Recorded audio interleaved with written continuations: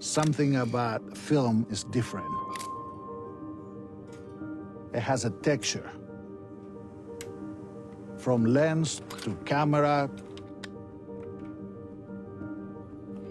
falling off around the edges of the film, to have the vignette, how it captures the light. Yes, you can get into the tools that we have to create that from digital capture, but it's not the same as capturing in film, especially 65, because the grain structure is different, the images look different, you know, it's something very unique. For Oppenheimer, the filmmakers used film as their tool of choice. My name is Hoyte van Hoytema. I'm the cinematographer of Oppenheimer.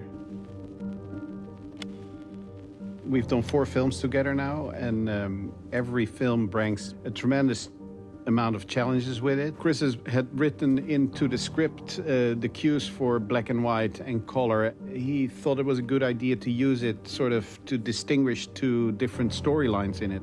It started with having to ask Kodak and seeing if they were able to manufacture it. Of course, a very big ask from Photocam. You'll find a lot of souls and a lot of spirits that are extremely willing to go the extra mile in order to do new things. We just keep progressively moving the format forward as the creatives demand.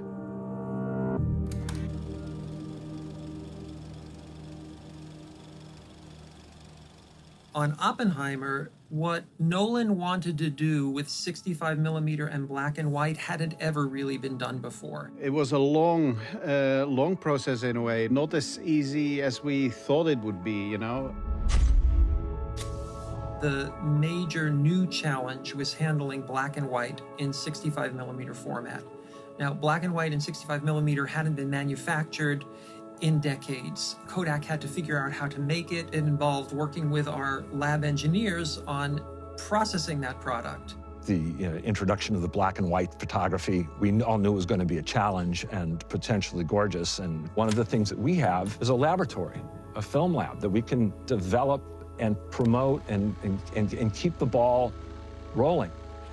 We'd never processed 65mm black and white before, and we had to figure out not only how to process it, but how to switch between black and white and color processing, which involved installing huge tanks in our lab where we could temporarily place all of the color chemistry while we were loading up our processing tanks with black and white chemistry, and vice versa. We had to learn during production. Like, we had to figure out how not to break the film while they were shooting this stuff. So in a way, you know, yes, it's innovation, and innovation starts, of course, with very vague ideas, and then a lot of great minds that readjust and adapt and invent the technology around it to realize those ideas.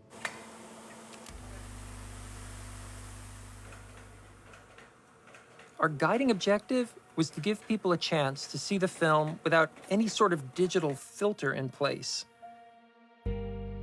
During production, that meant printing everything they shot. After the edit, we have to cut each section and then glue it together. Final prints are made from the assembled sections. That's when Hoyte and Kristen, the lab color timer, work together to perfect the color of every shot. That's where we start, every day, for months.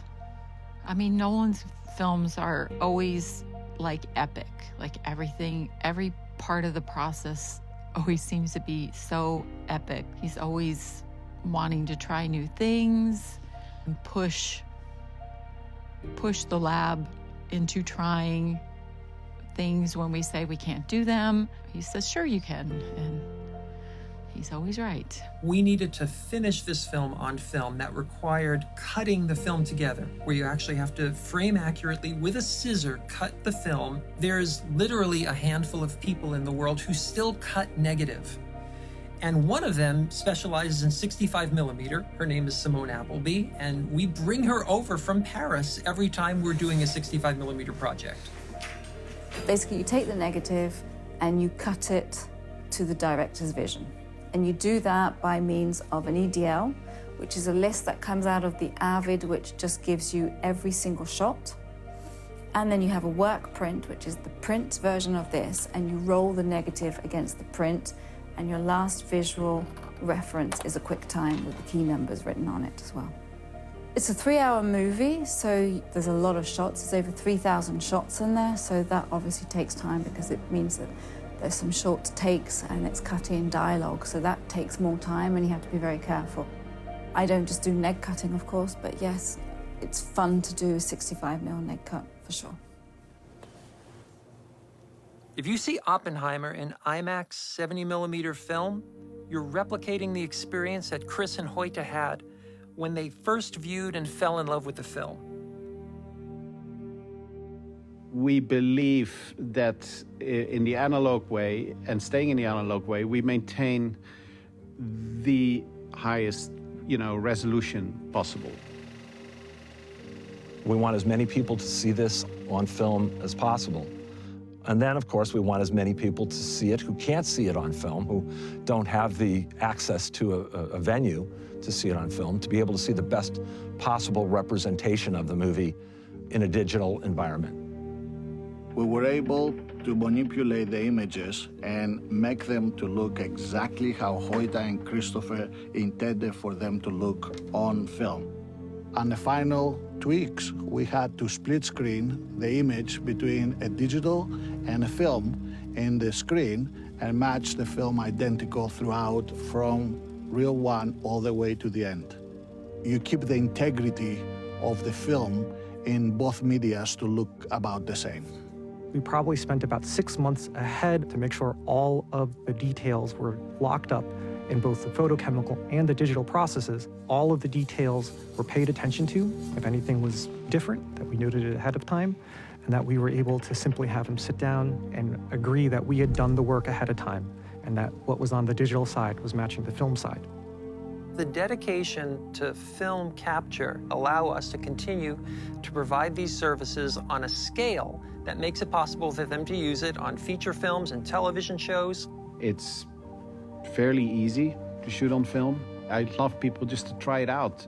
Film is extremely tolerant, very rewarding process. It is not at all as intimidating as a lot of people think. It's almost native to the format that it has this ability to pull a little bit respect out of the people that are surrounding the camera and rely on the film to sort of capture not only what you physically see, but also captures the energy that is put into it and the love that is put into it. It's a very, very special, very magical, but also a very concrete process that is very easy to sort of grasp. I would say do it, Don't hesitate. Just go for it. It's a beautiful thing.